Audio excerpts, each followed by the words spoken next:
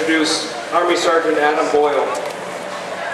Sergeant Boyle is a combat veteran who has served 2 tours in Iraq, a tour in Kosovo, and a response to Katrina after the hurricane.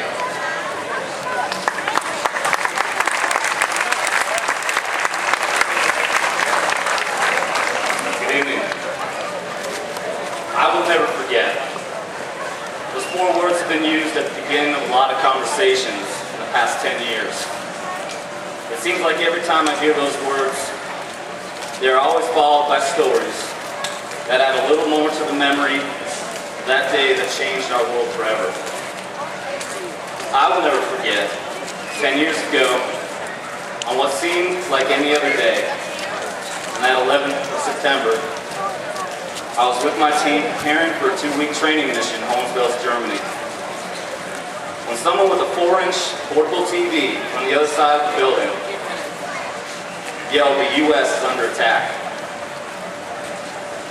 And as I looked at that tiny screen, I was able to make out the images of billowing smoke coming from what looked like the Pentagon. And all I could think was, this has to be a movie. But of course it wasn't. But also, I will never forget the night of the 22nd of July, 2003, when I was at a police station in Dibus, Iraq. The town erupted in gunfire. And one of the local police officers had to grab me and explain they were all shooting in the air in celebration. We had just learned that Uday and Qusay Hussein had been eliminated in a firefight in a city just an hour away to our northwest.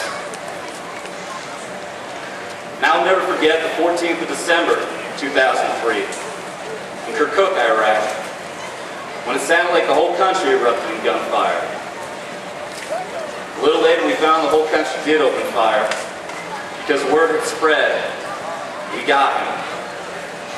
We had found and captured Saddam Hussein. And I'll never forget the 8th of June, 2006, when I was in Baghdad trying to get a flight back to my unit in Fallujah, when all aircraft were grounded, save for what looked like special operations helicopters flying frantically through the air. Later I found out that we had found the leader of Al-Qaeda in Iraq, the man responsible for so many of our losses, Abu Musab al-Zarqawi. And I will never forget 2nd of May, 2011, when we found the man responsible for why we say those 4 words so much. We finally found Osama bin Laden. And so this day, as we celebrate the birth of the greatest nation on earth, we may also recognize and celebrate all of its accomplishments and all the sacrifices made by our troops, our first and second responders, and the families of those who have made the ultimate sacrifice. I don't know about you, but I will never forget. I hope you all have a great 4th of July. Thank you.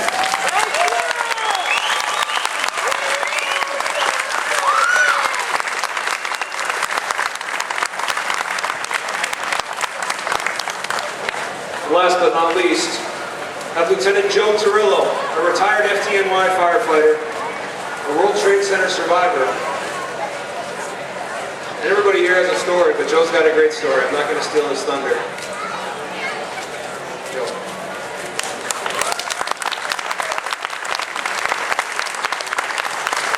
Thank you.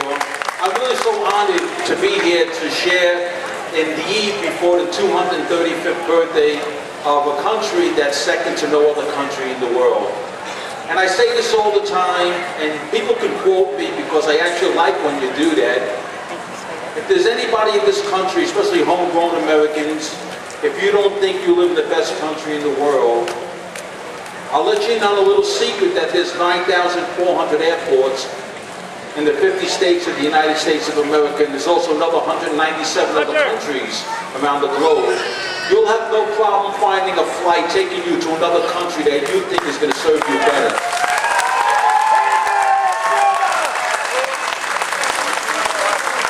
And I know that there's people who are probably foolish enough to take me up on the offer, but at the same time we all know that they're going to be smart enough to book that trip with a round-trip ticket, because you know they're coming back here again.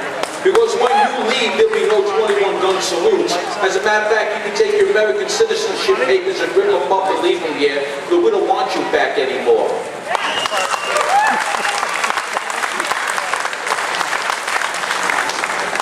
Before I go on, I know I'd be remiss if I didn't thank everybody who made this great event possible. So many people made my stay and Mitch's stay something that we could only dream of. Mitch and I have been traveling all over the country with that Patriot flag.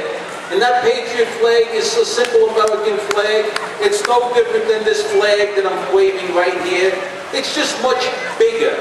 But because it's so big, it has the impression it has a loud voice. And that's really what that flag is about. It's trying to induce patriotism.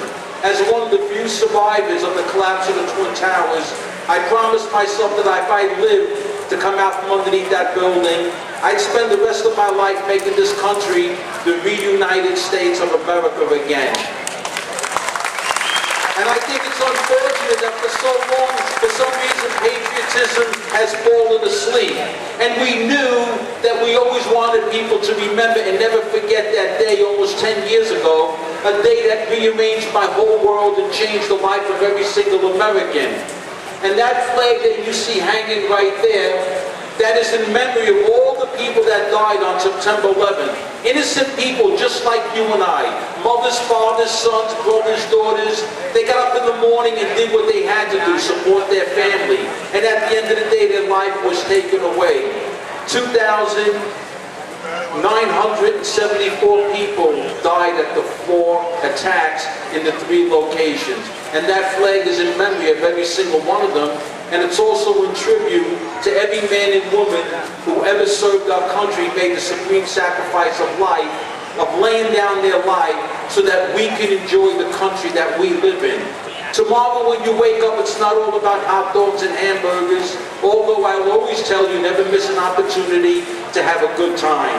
And as we say back home, win or lose, we drink the booze. So don't ever forget that either.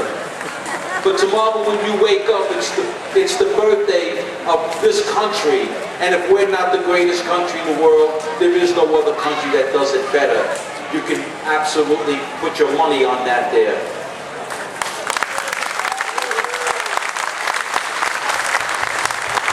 As Mitch Mendel said, that flag started off as a silly idea out in California last September. An idea that we might be able to fly it at ground zero for the 10th anniversary this year. Well, we had 50 weeks to make that happen. And why let the flag sit around in 50 weeks? Is it possible we could have flown it in 50 states? A silly idea that the FedEx Corporation bought into. They didn't ask us for any advertising. They did not ask us to plug their name. They asked nothing in return. They said, if you're really that serious about conducting these events for the next year, we'll ship it wherever it has to go. And as we stand here today, that Patriot flag has flown in 44 states, and today it's the 148th city. As of yesterday, it broke the 100,000-mile mark that it has traveled back and forth all across the 50 states of the United States. And by the 10th anniversary this year of the attack on 9/11, that flag will have flown in every single state. It's flown as far north as North Pole on Christmas Eve in minus 20-degree weather, as far south as Hawaii, as hot as 115 degrees in Bullhead City, Arizona. And on the 10th anniversary this year, on September 11th, it'll fly in New York, Shanksville, Pennsylvania, and also at the Pentagon, all on the same day. And that will almost complete the mission. But 3 days later, on September 14th, it'll fly at Fort McHenry, down in Maryland, where Francis Scott Key wrote the Star-Spangled Banner. And from there, I'm going to work very, very hard in taking that flag personally to Iraq and Afghanistan and flying it at the military bases to thank the men and women for taking up the fight after we took the hit. And in closing, thank you very much. I have to tell you, I'm really so honored to be up here in Montpelier. I never ever thought in a million years I would ever come up here, unless I guess I was in the witness protection program. I guess when an Italian kid like me from Brooklyn is wandering these streets, he's only here for one reason, that's a witness protection program. But in any event, really, before today, I thought the best thing about Vermont was the maple syrup, but now I know it's the people. I tell you, for a small town, you know, you really have so much to be proud of. I never saw so much spirit in a little town like Montpelier. And I'm so grateful for this opportunity. All the honor is ours. So in closing, let me say, please keep up the spirit, and please remember this here.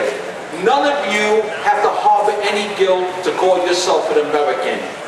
I'm not so stupid to not know that this country didn't make its mistakes going back 200 years, but we made up for all of our mistakes. This is a country that opens up its arms to anybody that wants to come here and share in this life. And you should be proud of that, and you should be proud to call yourself an American, because Americans are second to nobody in this world.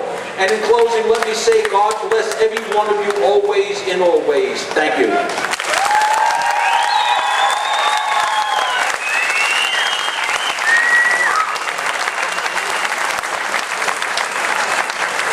Lieutenant Terrell truly is modest. That is a World Trade Center survivor. He was presumed dead for 3 days. His family and friends didn't know where he is until he woke up in a hospital in New Jersey.